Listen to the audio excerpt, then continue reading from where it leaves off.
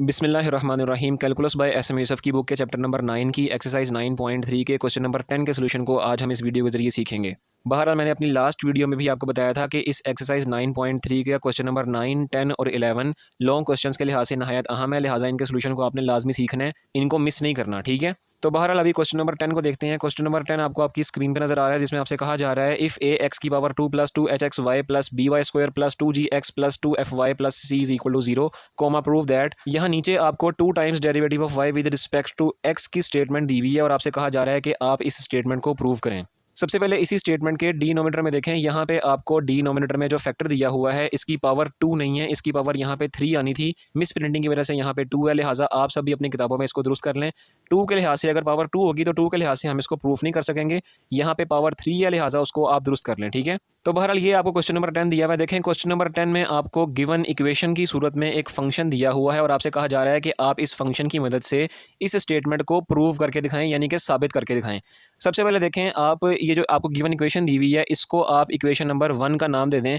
इसको हमने इक्वेशन 1 का नाम क्यों दिया है? क्योंकि इसका आगे रिजल्ट हमारे पास सोल्यूशन में आगे जाके इस्तेमाल होगा, लिहाजा पहले ही मैंने इसको इक्वेशन नंबर 1 का नाम दे दिया है। अब बहरहाल देखें, बिल्कुल क्वेश्चन नंबर 9 की तरह ही हमें यहाँ पर भी देखें 2 times derivative of y with respect to x, इसी की स्टेटमेंट को प्रूव करवाना है ना। तो यहाँ देखें ये 2 times derivative of y with respect to y की हमारे पास वैल्यू होगी तब हम अपनी स्टेटमेंट को प्रूव करवा सकेंगे ना। इसका मतलब सबसे पहले हमें इसकी वैल्यू को निकालना पड़ेगा। तो 2 times derivative of y with respect to x की वैल्यू को निकालने के लिए भी हमें सबसे पहले simple d y over d x की वैल्यू को निकालना पड़ेगा, ठीक है। ये वैल्यू निकल आएगी तो हम उसका अगेन सिंपल डेरिवेटिव लेंगे तो हमारे पास ये वाली वैल्यू आ जाएगी। तो d y over d x की वैल्यू को निकालने के लिए हमने एक्सरसाइज 9.3 में एक फार्मूला पढ़ा है। वो फार्मूला क्या है? Minus f with respect to x divided by f with respect to y, ठीक है। यही फार्मूला पढ़ा है ना हमने। तो इस फार्मूले की मदद से सबसे पहले हम d y over d x की वैल्यू को निकालेंगे। जब हमारे पास d y over d x की वैल्यू निकल आएगी तो हम उस वैल्यू का अगेन सिंपल डेरिवेटिव लेंगे विद रिस्पेक्ट टू एक्स और हमारे पास 2 times derivative of y with respect to x की वैल्यू निकलेगी और हम अपने क्वेश्चन को प्रूव कर देंगे। तो बहरहाल देखें, इसे यही काम करेंगे। तो सबसे पहले d y over d x की वैल्यू को निकालने के लिए हमें f with respect to x की वैल्यू की ज़रूरत है, उसके बाद f with respect to y की वैल्यू की ज़रूरत है। तो सबसे पहले हम इन्हीं की वैल्यूज़ को निकालते हैं, ठीक है। तो सबसे पहले f with respect to x की वैल्यू को निकालते हैं। देखें f with respect to x की वैल्यू के लिए मैंने यहाँ पर देखें इसको नोट करके लिख लिया है। अब देखें इसका डेरिवेटिव लेते हैं पार्शली, क्योंकि हम पार्शली डिफरेंशिएट करवाने लगे हैं। सबसे पहले ए एक्स स्क्वायर, इसको एक्स के लिहाज से जब डिफरेंशिएट करेंगे पार्शली तो इसका जवाब आपके पास आएगा 2ax, ठीक है। उसके बाद आगे प्लस 2hxy को जब आप पार्शियल डिफरेंशिएट करेंगे तो ये जवाब देगा आपके पास 2hy। उसके बाद देखें कि आगे वाला ये वाला जो फैक्टर है इसमें तो x आ ही नहीं रहा, लिहाजा x के लिहाज से पार्शियल डिफरेंशिएट होते वक्त ये 0 हो जाएगा, ठीक हो गया। उसके बाद आगे आपके पास आ रहा है 2gx, इसको जब आप डिफरेंशिएट करेंगे तो ये 2g जवाब देगा। उसके बाद आगे यहाँ पर भी यानी कि x नहीं आ रहा, यहाँ पर भी x नहीं आ रहा, लिहाजा ये दोनों टर्म्स x से डिफरेंशिएट होते वक्त पार्शली 0 हो जाएंगी, ठीक हो गया। अब यहाँ पर ये जो आपके पास वैल्यूज़ आ रही हैं, यहाँ से देखें आप 2 कॉमन ले सकते हैं, तो 2 को कॉमन ले लें। तो 2 कॉमन लेने से आपके पास अंदर ये ब्रैकेट बच गई, तो ये आ गया आपके पास f with respect to x की वैल्यू। अब दूसरे नंबर पे हम f with respect to y की वैल्यू को निकालते हैं। तो ये मैंने डिनोट करके लिख लिया कि हम इक्वेशन नंबर 1 को y के लिहाज से पार्शियल डिफरेंशिएट करने लगे हैं। अब तो देखें y के लिहाज से पार्शियल डिफरेंशिएट होते वक्त इस फैक्टर को देखें, इसमें तो y आ ही नहीं रहा, लिहाजा ये 0 हो जाएगा। उसके बाद अगला वाला फैक्टर जो है जब ये y के लिहाज से डिफरेंशिएट होगा पार्शली तो ये 2hx जवाब देगा। उसके बाद उससे अगला वाला फैक्टर बी वाई स्क्वायर, जब ये पार्शियल डिफरेंशिएट होगा वाई के लिहाज से तो ये 2by जवाब देगा। उसके आगे ये 2gx, ये भी कांस्टेंट है तो 0 हो जाएगा क्योंकि उसमें y नहीं आ रहा। अगले वाले फैक्टर में y आ रहा है तो लिहाजा इसको पार्शियल डिफरेंशिएट करेंगे तो ये 2f जवाब देगा और आखिर पे c, ये भी 0 हो जाएगा। अब देखें यहाँ पर ये 3 वैल्यूज जो आ रही हैं इसमें भी 2 आ रहा है तो यहाँ से भी 2 कॉमन ले लें। तो देखें 2 के कॉमन लेने से आपके पास अंदर ये ब्रैकेट बच रही है, तो ये आ गया आपके पास f with respect to y की वैल्यू। अब बहरहाल आगे देखें कि f with respect to x की, f with respect to y की वैल्यूज़ जो हमने अभी निकाली हैं उनको हमने इस फार्मूले d y over d x में यहाँ पे f with respect to x की जगह उसकी वैल्यू को और f with respect to y की जगह उसकी वैल्यू को पुट कर दिया है और ये वाला माइनस जो है ये फार्मूले का ही है, ठीक है। अब देखें वैल्यूज़ को पुट करने से क्या होगा कि ये 2 और ये 2 सिंप्लीफाई होकर कट जाएंगे और d y over d x की वैल्यू हमारे पास क्या आ जाएगी? ये हमारे पास d y over d x की वैल्यू आ जाएगी, ठीक है। इसको नाम दे दें आप इक्वेशन नंबर 2 का। अब आगे देखें, मैंने आपको शुरू में बताया था कि जब हमारे पास d y over d x की वैल्यू आ जाएगी तो उस वैल्यू का हम अगेन सिंपल डेरिवेटिव लेंगे विद रिस्पेक्ट टू एक्स, ठीक है। तो यहाँ पे देखें d y over d x की वैल्यू आ गई है। अब हम इसका अगेन सिंपल डेरिवेटिव लेने लगे हैं विद रिस्पेक्ट टू एक्स। यहाँ पर गौर करें, मैं सिंपल डेरिवेटिव की बात कर रहा हूँ, पार्शियल डेरिवेटिव की बात नहीं कर रहा, ठीक है। तो इसका अगेन सिंपल डेरिवेटिव लेते हैं विद रिस्पेक्ट टू एक्स। तो देखें अगेन डिफरेंशिएट करने से यहाँ पे लेफ्ट साइड आपके पास ये बन जाएगी 2 times derivative of y with respect to x, ये नोटेशन बन जाएगी। और राइट साइड पे देखें आपके पास फ्रैक्शन है, लिहाजा इसका किस तरह डेरिवेटिव लेंगे, क्वोशिएंट रूल के जरिए डेरिवेटिव लेंगे। तो यहाँ पे क्वोशिएंट रूल के जरिए इसका डेरिवेटिव लिया जाएगा। सबसे पहले ये माइनस जो है ये एज इट इज़ रहेगा। उसके बाद देखें क्वोशिएंट रूल किस तरह इस्तेमाल करते हैं, यानी कि किस तरह अप्लाई करवाते हैं। डिनोमिनेटर जो है इसको सबसे पहले हम एज इट इज़ लिखेंगे और न्यूमरेटर जो है इसका डेरिवेटिव लिया जाएगा विद रिस्पेक्ट टू एक्स। तो यहाँ पे देखें न्यूमरेटर का डेरिवेटिव लें, सबसे पहले ए एक्स का डेरिवेटिव लिया जाएगा विद रिस्पेक्ट टू एक्स। तो यहाँ पे आपके पास ए बच जाएगा, ठीक है। उसके बाद आगे प्लस, अब देखें आगे कहीं पे एक्स नहीं आ रहा, लिहाजा आपने इनको सिंपली कांस्टेंट समझ के जीरो नहीं कर देना। ये पार्शियल डेरिवेटिव नहीं लिया जा रहा, सिंपल डेरिवेटिव लिया जा रहा है, लिहाजा इनके आपने कोई ना कोई जवाब निकालने हैं। एच के साथ देखें आपके पास वेरिएबल वाई मौजूद है, लिहाजा यहाँ पे इसका डेरिवेटिव लिया जाएगा। एच तो आपके पास कांस्टेंट है, ऐसे ही रहेगा। वाई का डेरिवेटिव क्या बनेगा, वाई का डेरिवेटिव आपके पास d y over d x बनेगा, ठीक है, क्योंकि डेरिवेटिव एक्स के लिहाज से है। आगे आपके पास सिंपली देखें जी ये कांस्टेंट है, इसके साथ कोई वेरिएबल नहीं है, लिहाजा ये जीरो हो जाएगा, ठीक हो गया। अब देखें अब इसका उल्टा काम करेंगे। सबसे पहले माइनस जो है ये हमारे पास क्वोशिएंट रूल का लगेगा और उसके बाद अब हमारे पास जो न्यूमरेटर है इसको हम एज इट इज़ रहने देंगे। उसके बाद जब डिनोमिनेटर का आप डेरिवेटिव लेंगे एक्स के लिहाज से, तो इसका जवाब देखें, सबसे पहले एच एक्स का डेरिवेटिव लें एक्स के लिहाज से, तो इसका जवाब आपके पास क्या आएगा, एच जवाब आएगा, ठीक है। उसके बाद प्लस, अब आगे देखें कि बी वाई, वाई वेरिएबल है, लिहाजा इस फैक्टर का भी डेरिवेटिव लिया जाएगा। तो बी तो आपके पास एज इट इज़ रहेगा, वाई का डेरिवेटिव आपका एक्स के लिहाज से क्या बन जाएगा, d y over d x बन जाएगा। और उसके बाद एफ ये सिंपली कांस्टेंट है, इसके साथ कोई वेरिएबल नहीं है, तो लिहाजा ये आपके पास जीरो हो जाएगा। तो यूँ हमने इसका डेरिवेटिव ले लिया। अब क्वोशिएंट रूल के मुताबिक इसका होल डिवाइजर क्या बनेगा, जो डिनोमिनेटर है इसका स्क्वायर लिखा जाएगा, ठीक है। तो यहाँ डिनोमिनेटर का हमने स्क्वायर लेके लिख दिया है, तो ये हमने यहाँ पे क्वोशिएंट रूल को अप्लाई करवा दिया है। अब देखें आगे सिंप्लीफिकेशन ही है, लिहाजा इसको सिंप्लीफाई करवाएंगे। देखें ये क्वेश्चन सिंप्लीफिकेशन के एतबार से लॉन्ग क्वेश्चन है, लिहाजा अगर वीडियो लंबी बन जाए तो आपने इससे घबराना नहीं है, आपने वीडियो पूरी देखनी है, आपको इंशाल्लाह ताला इसके सवाल की समझ लग जाएगी, ठीक है। अब देखें आगे क्या करेंगे, ये दो फैक्टर्स आपके पास मल्टीप्लाई हो रहे हैं, यहाँ पर भी दो फैक्टर्स मल्टीप्लाई हो रहे हैं, लिहाजा इनको मल्टीप्लाई करवा के इनके फैक्टर्स को खोल के लिखते हैं, ठीक है। तो देखें दोनों फैक्टर्स की मल्टीप्लिकेशन करवा के मैंने यहाँ जवाब डायरेक्ट लिख दिया। देखें मल्टीप्लिकेशन में आपको समझा देता हूँ, इसको गौर से समझना, इसी में बच्चे गलती करते हैं। देखें सबसे पहले इन दो फैक्टर्स को मल्टीप्लाई करवाएं। मल्टीप्लाई कैसे करवाते हैं, देखें सबसे पहले एच एक्स को आपको इन दोनों फंक्शन से मल्टीप्लाई करवाना पड़ेगा। तो एच एक्स को जब ए से मल्टीप्लाई करवाएंगे तो ये जवाब आ जाएगा, एच एक्स को जब इस फंक्शन से मल्टीप्लाई करवाएंगे तो ये जवाब आ जाएगा, ठीक है। अब बी वाई की बारी आएगी, तो बी वाई को इन दोनों फंक्शन से मल्टीप्लाई करवाएं। बी वाई को सबसे पहले ए से मल्टीप्लाई करवाएं तो ये जवाब आ गया, बी वाई को दूसरे फंक्शन से मल्टीप्लाई करवाएं तो ये जवाब आ जाएगा, ठीक है। अब एफ की बारी आएगी, तो एफ को इन दोनों फंक्शन से मल्टीप्लाई करें, तो सबसे पहले एफ को ए से मल्टीप्लाई करवाएंगे तो ये जवाब आ जाएगा, एफ को जब अगले फंक्शन से मल्टीप्लाई करवाएंगे तो ये जवाब आ जाएगा, ठीक है। अब इन दोनों फैक्टर्स की मल्टीप्लिकेशन यहाँ पे मुकम्मल हुई। अब आगे माइनस जो है वो क्वोशिएंट रूल का लगा और उसके बाद अब इन दोनों फैक्टर्स की बारी आई है। तो देखें सबसे पहले ए एक्स को इन दोनों फंक्शन से मल्टीप्लाई करवाना है, तो ए एक्स को जब एच से मल्टीप्लाई करवाएंगे तो ए एच एक्स जवाब आ जाएगा, और ए एक्स को जब इस फंक्शन से मल्टीप्लाई करवाएंगे तो ये जवाब आ जाएगा। उसके बाद एच वाई की बारी आएगी, एच वाई को जब आप इस पहले फंक्शन एच से मल्टीप्लाई करवाएंगे तो ये जवाब आ जाएगा, और एच वाई को दूसरे फंक्शन इससे मल्टीप्लाई करवाएंगे तो ये जवाब आ जाएगा। अब जी की बारी आएगी, जी को जब आप सबसे पहले एच से मल्टीप्लाई करवाएंगे तो जी एच जवाब आएगा, और जी को जब आप दूसरे फंक्शन से मल्टीप्लाई करवाएंगे तो ये जवाब आएगा, ठीक है।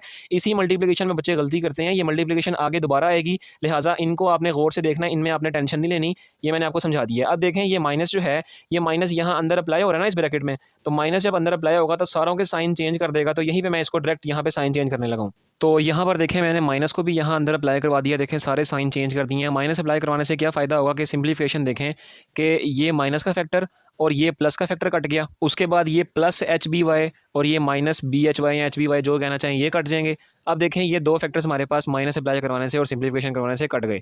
अब उसके बाद क्या करेंगे, देखें अब उसके बाद यहाँ पर जिन जिन फैक्टर्स में से d y over d x आ रहा है उनको हम कॉमन ले लेंगे, ठीक है। तो यहाँ पर हम d y over d x को कॉमन लेने लगे हैं। सबसे पहले देखें d y over d x इस वाले फैक्टर से आ रहा है, कॉमन लिया तो पीछे बच गया simple h square multiply x.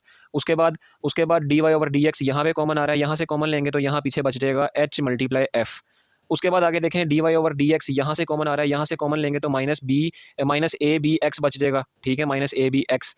और आगे d y over d x यहाँ पे है, यहाँ से जब कॉमन लेंगे तो पीछे माइनस बी जी बच जाएगा, माइनस बी जी। ये देखें ये d y over d x इन फैक्टर से कॉमन आ रहा था, हमने कॉमन ले लिया। उसके बाद देखें जो जो फैक्टर्स आपके पास बच गए हैं वो आप सिंपल एज इट इज़ यहाँ लिख दें। सबसे पहले ये ए बी वाई बच गया, उसके बाद ये प्लस ए एफ बच जाएगा, उसके बाद ये माइनस एच स्क्वायर वाई और आखिर पे ये माइनस जी बच गया, ठीक, माइनस जी एच सॉरी, ठीक है, ये बच गया और ये denominator as it is. Sorry, यहाँ एक मिस्टेक हो गई है। देखें यहाँ बाहर माइनस था तो यहाँ तो हमने आगे माइनस डाले नहीं, तो यहाँ भी माइनस डाल दें, ठीक है, और यहाँ पे भी माइनस डाल दें, ठीक है जी। अब आप आगे देखें, अब यहाँ पर ये जो स्टेटमेंट आपके पास बन रही है इसको आप मज़ीद सिंप्लीफाई करवाएं। देखें यहाँ पर d y over d x जो आपके पास आ रहा है, ये जो हमने ऊपर d y over d x की जो ये वैल्यू निकाली थी इक्वेशन नंबर 2 जिसका नाम दिया था, यहाँ इक्वेशन नंबर 2 की मदद से d y over d x की वैल्यू को यहाँ पे पुट कर दें, ठीक है। यहाँ पर d y over d x की वैल्यू को पुट कर दें, तो यहाँ मैं डायरेक्ट ही पुट करने लगा हूँ इसको। तो यहाँ पर इक्वेशन नंबर 2 की मदद से मैंने d y over d x की जगह उसकी वैल्यू को यहाँ पर पुट कर दिया। ये माइनस भी d y over d x की वैल्यू का हिस्सा है, ठीक है। अब देखें आगे ये जो आगे वाला फैक्टर था वो सारे का सारा एज इट इज़ और डिनोमिनेटर भी एज इट इज़। अब आगे इसको किस तरह सिंप्लीफाई करेंगे, देखें ये माइनस को सबसे पहले आप अंदर अप्लाई करवा दें। जब ये वाला माइनस यहाँ अप्लाई होगा तो ये प्लस कर देगा इसको, यानी कि, और यही वाला माइनस जब यहाँ अप्लाई होगा तो इसको माइनस कर देगा, ठीक है। यहाँ हमने माइनस अप्लाई करवा दिया। अब देखें ये जो न्यूमरेटर आपके पास बन रहा है इस फ्रैक्शन का न्यूमरेटर का यहाँ पे एलसीएम लिया जा रहा है, क्योंकि यहाँ देखें ये फ्रैक्शन है और ये भी फ्रैक्शन ही है क्योंकि इसका डिनोमिनेटर 1 है, तो इसका एलसीएम लेंगे और उसके बाद आगे सिंप्लीफाई करेंगे। तो बहरहाल देखें यहाँ सबसे पहले डिनोमिनेटर का मैंने एज इट इज़ लिख दिया। अब न्यूमरेटर में हम एलसीएम लेने लगे हैं। एलसीएम की भी आपने गौर से देखना है। देखें ये दोनों फ्रैक्शंस हैं, इनका एलसीएम हमारे पास आएगा h x plus b y plus f, ठीक है जी। ये हमारे पास एलसीएम आ गया। अब सबसे पहले इस फ्रैक्शन के डिनोमिनेटर को जब आप इस डिनोमिनेटर एलसीएम वाले डिनोमिनेटर से डिवाइड करवाएंगे तो ये फैक्टर और ये फैक्टर आपके पास कट जाएंगे क्योंकि दोनों सेम है। तो जब दो सेम फैक्टर्स आपस में कटते हैं तो उनका जवाब हमेशा आपके पास 1 आता है, ठीक है। तो जो 1 जवाब आ रहा है आप उस जवाब को इस फ्रैक्शन के न्यूमरेटर से मल्टीप्लाई करवा दें। अब ये भी न्यूमरेटर है और ये भी न्यूमरेटर है, जब इन दोनों से 1 मल्टीप्लाई होगा तो यही आपके पास जवाब आएगा। तो ये देखें इन दोनों के जवाबों को जो मल्टीप्लाई हो रहे थे वहाँ पे मैंने इनको मल्टीप्लाई करवा के लिख दिया। अब आगे माइनस, ये माइनस बिल्कुल एज इट इज़। अब अगले वाले फ्रैक्शन की बारी आएगी। देखें अगला वाला फ्रैक्शन जो है इसके डिनोमिनेटर में आपके पास क्या है, इसके डिनोमिनेटर में आपके पास 1 है, ठीक है। तो जब आप इस डिनोमिनेटर को एलसीएम वाले डिनोमिनेटर से डिवाइड करवाएंगे तो यही जवाब आएगा। इस जवाब को आप इस फ्रैक्शन के न्यूमरेटर से मल्टीप्लाई करवा दें तो यानी कि ये दो फैक्टर्स आपके पास यहाँ पर मल्टीप्लाई हो जाएंगे, तो ये हमारे पास मल्टीप्लाई होकर कुछ यूँ लिखा जाएगा, ठीक है। तो ये देखें हमने न्यूमरेटर में एलसीएम ले लिया। अब ये इसको मज़ीद सिंप्लीफाई करें, सबसे पहले यहाँ ब्रैकेट को ऑफ कर दें। अब देखें मज़ीद सिंप्लीफिकेशन कैसे होगी कि ये जो एलसीएम लिया है इस एलसीएम का जो डिनोमिनेटर है आपका, इसको आप इस फ्रैक्शन के डिनोमिनेटर में शिफ्ट कर दें। ये देखें ना, ये आपका डिनोमिनेटर में ही है, तो इसको जब आप होल फ्रैक्शन के डिनोमिनेटर में ले आएंगे तो ये नीचे शिफ्ट हो जाएगा, ठीक है। तो इसको नीचे शिफ्ट कर दें। तो यहाँ देखें कि इस एलसीएम के इस डिनोमिनेटर को हमने इस फ्रैक्शन के होल डिनोमिनेटर में यहाँ पे शिफ्ट कर दिया है। अब देखें आप सोच रहे होंगे इतनी बड़ी फ्रैक्शन क्यों लगा दी है। देखें अब यहाँ पर मज़ीद सिंप्लीफिकेशन होगी, यानी कि ये दो फैक्टर्स मल्टीप्लाई हो रहे हैं और ये दो फैक्टर्स भी मल्टीप्लाई हो रहे हैं, लिहाजा इनको भी मल्टीप्लाई करेंगे। दोबारा से मैं आपको बता देता हूँ, दोबारा मल्टीप्लिकेशन आ गई है, लिहाजा इसको आपने गौर से समझना है। इसी मल्टीप्लिकेशन में बच्चों की गलतियाँ होती हैं, ठीक है। तो पहले मैं मल्टीप्लाई करवा के लिख देता हूँ, उसके बाद आपको समझाता हूँ। तो यहाँ पर देखें मैंने इनको मल्टीप्लाई करवा के यहाँ लिख लिया है। इस मल्टीप्लिकेशन को आपने गौर से समझना है, यहीं पे बच्चे गलतियाँ करते हैं और टीचर से भी बाज़ दफ़ा यहाँ पे गलतियाँ हो जाती हैं, ठीक है। देखें ए एक्स को सबसे पहले आपने इस ब्रैकेट से मल्टीप्लाई करवाना है, तो ए एक्स जब इस फंक्शन से मल्टीप्लाई हुआ तो ये जवाब आ गया। ए एक्स जब एच एफ से मल्टीप्लाई हुआ तो ये जवाब आ गया। ए एक्स जब माइनस ए बी एक्स से मल्टीप्लाई हुआ तो ये जवाब आ गया। ए एक्स जब माइनस बी जी से मल्टीप्लाई हुआ तो ये जवाब आ गया, ठीक है। उसके बाद एच वाई को जब इस पूरी ब्रैकेट से मल्टीप्लाई करेंगे तो एच वाई जब इस पहले फंक्शन से मल्टीप्लाई हुआ तो ये जवाब आ गया। एच वाई जब एच एफ से मल्टीप्लाई हुआ तो ये जवाब आ गया। उसके बाद एच वाई जब माइनस ए बी एक्स से मल्टीप्लाई हुआ तो ये जवाब आ गया। आगे एच वाई जब माइनस बी जी से मल्टीप्लाई हुआ तो ये जवाब आ गया। बिल्कुल इसी तरह जी को भी इससे मल्टीप्लाई करवाएंगे। जी जब इस फैक्टर से मल्टीप्लाई होगा तो ये जवाब आ जाएगा। उसके बाद जी जब एच एफ से मल्टीप्लाई होगा तो ये जवाब आ गया। जी जब माइनस ए बी एक्स से मल्टीप्लाई होगा तो ये जवाब देगा। जी जब माइनस बी जी से मल्टीप्लाई होगा तो ये जवाब आ जाएगा। ये पहले हमने इन दोनों फैक्टर्स को मल्टीप्लाई करवा के ये ऊपर वाला ये पहले दो फैक्टर्स की मल्टीप्लिकेशन लिख दी है। आगे ये माइनस लिख दिया है बिल्कुल एज इट इज़। अब इन दोनों फैक्टर्स को मल्टीप्लाई करवा के मैंने यहाँ लिख दिया। सबसे पहले एच एक्स को पूरे फैक्टर से मल्टीप्लाई करवाएं, तो एच एक्स को जब ए बी वाई से मल्टीप्लाई करवाएंगे तो ये जवाब आ जाएगा। एच एक्स को जब ए एफ से मल्टीप्लाई करवाएंगे ये जवाब आ जाएगा। एच एक्स को जब माइनस एच स्क्वायर वाई से मल्टीप्लाई कराएंगे ये जवाब आ जाएगा। आगे एच एक्स को जब जी एच से मल्टीप्लाई करवाएंगे तो ये जवाब आ जाएगा, ठीक है। अभी मैंने माइनस को अप्लाई नहीं करवाया। उसके बाद बी वाई की बारी है। ये बी वाई को सबसे पहले इससे मल्टीप्लाई करवाएंगे तो ये जवाब आ जाएगा। बी वाई को ए एफ से मल्टीप्लाई करवाएंगे तो ये जवाब आ जाएगा। बी वाई को इससे मल्टीप्लाई करवाएंगे तो ये जवाब आ जाएगा। बी वाई को जब आप इस जी एच से मल्टीप्लाई करवाएंगे तो ये जवाब आ जाएगा। अब आखिर पे एफ़ की बारी है। एफ़ को जब आप इससे मल्टीप्लाई करवाएंगे तो ये जवाब आ जाएगा। एफ़ को जब आप ए एफ से मल्टीप्लाई करवाएंगे तो ये जवाब आ जाएगा ए एफ स्क्वायर, सॉरी ये वाला ए एफ स्क्वायर, ठीक है। उसके बाद एफ़ को जब आप माइनस एच स्क्वायर वाई से मल्टीप्लाई करवाएंगे तो ये जवाब आएगा। और एफ़ को जब आप जी एच से मल्टीप्लाई करवाएंगे तो ये जवाब आएगा। इस मल्टीप्लिकेशन को आपने गौर से समझना है। अब आगे क्या करेंगे, अब आगे ये जो माइनस है इसको आप माइनस को ये जो नीचे वाली ब्रैकेट है इसके अंदर अप्लाई करवा दें, तो जो साइन चेंज हो रहे होंगे यानी कि जो प्लस का होगा वो माइनस और जो माइनस का होगा वो प्लस का हो जाएगा, ठीक है जी। तो यहाँ मैंने माइनस को अप्लाई करवा दिया। आप देखें माइनस अप्लाई करवाने से क्या होगा कि ये पॉजिटिव फैक्टर इस माइनस वाले फैक्टर से कैंसिल आउट हो जाएगा। उसके बाद आगे ये माइनस का फैक्टर इस प्लस फैक्टर से कैंसिल आउट हो जाएगा। इनके अलावा और कुछ नहीं कट रहा। तो बाकी यहाँ पे क्या होगा, बाकी यहाँ पे सिंप्लीफिकेशन होगी, वो मैं आपको अभी बताता हूँ। उससे पहले यहाँ देखें कि डिनोमिनेटर में आप देखें दोनों फैक्टर्स सेम है, ठीक है। तो दोनों फैक्टर्स मल्टीप्लाई भी हो रहे हैं, तो दोनों फैक्टर्स सेम है, मल्टीप्लाई हो रहे हैं, तो इनकी पावर्स आपस में क्या हो जाएंगी, ऐड हो जाएंगी। इसकी पावर 2 है और इसकी पावर 1 है।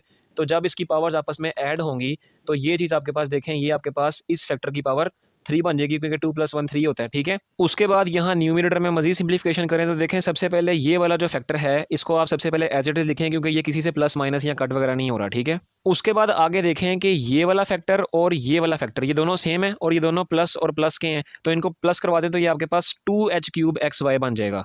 अब इसके बाद देखें कि ये bh² y² ये भी बिल्कुल अकेला है, ये किसी से प्लस माइनस नहीं हो रहा, इसको भी आप बिल्कुल एज इट इज लिख लें। उसके बाद देखें कि ये वाला फैक्टर और ये वाला फैक्टर ये दोनों सेम है, लिहाजा इनको प्लस करके लिख दें तो ये आपके पास बन जाएगा +2gh² × x। उसके बाद आगे देखें कि ये fh² y और ये fh² y ये दोनों प्लस हो रहे हैं, तो इनको भी प्लस करवा के लिख दें तो ये आपके पास बन जाएगा +2fh²y। उसके बाद देखें कि ये -a² b × x² ये बिल्कुल अकलौता फैक्टर है, इसको भी आप बिल्कुल यहाँ एज इट इज लिख लें, क्योंकि ये किसी से प्लस माइनस नहीं हो रहा। उसके बाद आगे देखें कि ये -abgx और ये -abgx दोनों सेम फैक्टर हैं, दोनों माइनस हो रहे हैं, तो माइनस माइनस प्लस यानी कि ये -2abgx जो आप देगा। बिल्कुल इसी तरह आगे देखें कि ये -abhxy और ये -abhxy दोनों माइनस के फैक्टर हैं, तो माइनस माइनस ये भी -2abhxy जो आप देगा। बिल्कुल इसी तरह इसके बाद देखें कि ये -ab² y² ये बिल्कुल एज इट इज है, यानी कि इसके साथ कुछ चीज़ प्लस माइनस नहीं हो रही, तो ये भी बिल्कुल एज इट इज लिख लें। इसके बाद बिल्कुल इसी के आगे देखें कि ये -abfy और ये -abfy दोनों फैक्टर सेम है, लिहाजा इनका क्या जवाब आ जाएगा -2abfy। इनके अलावा देखें कि यहाँ पे -af² बच रहा है, ये यहाँ पे लिख लिया -af²। उसके बाद ये -bg² बच रहा है, ये भी बिल्कुल लिख लिया इस तरह ही। और उसके बाद ये fgh वाला फैक्टर और ये hgf या fgh जो भी पढ़ लें, क्योंकि मल्टीप्लाई हो रही हैं सेम ही होते हैं, ये दो फैक्टर्स आपके पास सेम है, इनको प्लस करवा के लिख लें तो ये आपके पास हो जाएगा 2fgh। ठीक है जी। तो यहाँ पर देखें ये मल्टीप्लाई करवाने के बाद जो फैक्टर्स आए थे उनको हमने मजीद सिंप्लीफाई करवा के ये लिख लिया। अब आपके जहन में ये सवाल पैदा होगा कि मैंने पहले इसको फिर इनको क्यों लिखा। तो इसका जवाब ये है कि आपने भी बिल्कुल ऐसे ही करना है। कैसे करेंगे, कैसे पता चलेगा, आपने देखें सबसे पहले आपने ये बात याद रखनी है कि यहाँ पर जो आपके पास कट शट करके जो भी बच रहा होगा उनमें आपने सबसे पहले h² या h² से बड़ी पावर वाली जो वैल्यूज़ हैं उनको टारगेट करना है। देखें यहाँ पर मेरे पास h² या h² से बड़ी पावर वाली वैल्यूज़ ही टारगेट होकर प्लस माइनस हुई हैं, ठीक है। आपने भी बिल्कुल यही करना है। उसके बाद आपने उन वैल्यूज़ को टारगेट करना है जिनमें a b आ रहा हो, ठीक है। तो यहाँ देखें हमारे पास जो वैल्यू जिनमें a b आ रहा था उनको टारगेट किया और उनको प्लस माइनस करवा कर देखें हमारे पास ये एक लाइन आ गई। और बाकी जो फैक्टर्स बच जाएंगे देखें ना तो उनमें h² या h² से बड़ी वैल्यू आ रही है, ना ही a b आ रहा है, तो उनको मैंने अलग करके लिख लिया, ठीक है। ये बिल्कुल आपने तरतीब इसी तरह करनी है अगर आप इसको गिवन स्टेटमेंट की तरह प्रूव करवाना चाहते हैं तो। अब आगे देखें क्या करेंगे। अब आगे हम यूँ करेंगे कि सबसे पहले देखें जो हमने h² या उससे बड़ी पावर वाली वैल्यूज़ को जो टारगेट किया है, यहाँ से हम सबसे पहले सिर्फ यहाँ से, ठीक है, सिर्फ यहाँ से सबसे पहले हम h² को कॉमन लेंगे। तो बिल्कुल यहाँ से h² कॉमन लेने से हमारे पास ये वाली स्टेटमेंट कुछ यूँ बन गई है, ठीक है। अब उसके बाद अगले वाले को देखें, यानी कि ये वो वाली लाइन है जिसमें हमने a b को टारगेट करवा के यानी कि a b वाली वैल्यूज़ को ही सिर्फ सिंप्लीफाई करवाया है। अब यहाँ से यानी कि इस वाली लाइन से ही सिर्फ आप -ab को कॉमन ले लें, ठीक है जी। तो यहाँ से हमने -ab कॉमन लिया और ये वाली लाइन जो थी -ab कॉमन लेने से वो कुछ यूँ बन गई है। और उसके बाद बाकी ये जो तीन फैक्टर्स हैं ये बिल्कुल एज इट इज़ लिख दी हैं और डिनोमिनेटर जो है वो भी बिल्कुल एज इट इज़ लिख दी है। अब यहाँ पर मेरा असल में ये बोर्ड ख़त्म हो चुका है, तो मैं इसको ये वाला जो पोर्शन है ना इसको दोबारा ऊपर से रेज़ करके लिख देता हूँ। तो ये मैंने ऊपर शिफ्ट कर दिया है। अब काम आखिरी मरहले पे पहुँच चुका है। अब देखें इक्वेशन नंबर 1 का इस्तेमाल होगा। मैंने आपको शुरू में बताया था कि इक्वेशन नंबर 1 का आखिर पे जाके इस्तेमाल होगा, तो ये अब इस्तेमाल आ गया है। देखें इक्वेशन नंबर 1 जो है, अगर मैं इसको यूँ कहूँ कि इस इक्वेशन नंबर 1 में ये जो लेफ्ट साइड पर ये +c जो है, अगर इस +c को मैं लेफ्ट साइड से राइट साइड पे ले जाऊँ तो ये राइट साइड पे जाने से माइनस हो जाएगा, ठीक है। और माइनस हो के यानी कि राइट साइड पे जाके जब ये माइनस हो जाएगा तो लेफ्ट साइड पे जो वैल्यूज़ आपके पास बच रही हैं इन वैल्यूज़ का ज़रा इस ब्रैकेट और इस ब्रैकेट से कंपैरिजन तो करें। ये ब्रैकेट और ये ब्रैकेट और ये लेफ्ट साइड ये तो बिल्कुल सेम है, इक्वल है, ठीक है। इसका मतलब कि इक्वेशन नंबर 1 की मदद से ये जो -c इक्वेशन नंबर 1 से वैल्यू आ रही है, इस वैल्यू को हम यहाँ इस ब्रैकेट और इस ब्रैकेट की जगह पुट कर देंगे। तो यहाँ पर यही पुट करने लगे हैं हम। तो बिल्कुल इन ब्रैकेट्स की जगह मैंने इक्वेशन नंबर 1 की मदद से ये जो -c आ रहा है ये यहाँ पर भी और यहाँ पर भी पुट कर दिया है। अब भी बिल्कुल सिंप्लीफिकेशन करें, तरतीब शर्तीब दें तो आपके पास जो आपने गिवन प्रूफ करवाना था वो प्रूफ हो जाएगा। यानी कि देखें मैंने तरतीब देकर लिख दिया है। सबसे पहले ये -c जो इससे मल्टीप्लाई होगा तो ये -ch² बन जाएगा, जिसको मैंने आखिर में लिख दिया है। ये माइनस और ये माइनस जब मल्टीप्लाई होंगे तो मल्टीप्लाई होकर +abc बन जाएगा, वो ये लिख दिया है। बाकी सारी वैल्यूज़ को मैंने बुक के मुताबिक जो हमें स्टेटमेंट दी हुई है उसके मुताबिक तरतीब देकर लिख दिया है। तो देखें यही चीज़ तो हमारे पास जो आ रही है, यही चीज़ तो हमने प्रूफ करनी थी। और दूसरा कि यहाँ पर देखें डिनोमिनेटर में हमारे पास 3 आ रहा है। मैंने आपको शुरू में बताया था कि डिनोमिनेटर में 3 आएगा, लिहाजा 3 के एतबार से ही ये प्रूफ हुआ है, 2 के नहीं। ठीक है, तो वहाँ पे बुक पे मिस प्रिंटिंग हो जाए उसको दुरुस्त कर लें। तो ये है आपके पास क्वेश्चन नंबर 10 का सलूशन। ये एक लॉन्ग और इंपॉर्टेंट लॉन्ग क्वेश्चन था जिसको हमने डिटेल से आपको समझाया है। तो देखें मेहनत भी ज़्यादा लगी है, टाइम भी ज़्यादा लगा है, तो आपसे बस यही दरखास्त है कि हमें सपोर्ट कीजिए, हमारे यूट्यूब चैनल ज़ीम एजुकेशन HD को सब्सक्राइब कीजिए, बेल आइकन को प्रेस कीजिए ताकि आपके पास हमारी न्यू वीडियोज़ आती जाएँ। इसके अलावा हमारी मेहनत को सराहते हुए इस वीडियो को लाइक करके इस वीडियो को अपने क्लासमेट से भी शेयर कीजिए। अगली वीडियो में फिर मुलाकात होगी, तब तक के लिए इजाज़त दीजिए। अल्लाह हाफ़िज़।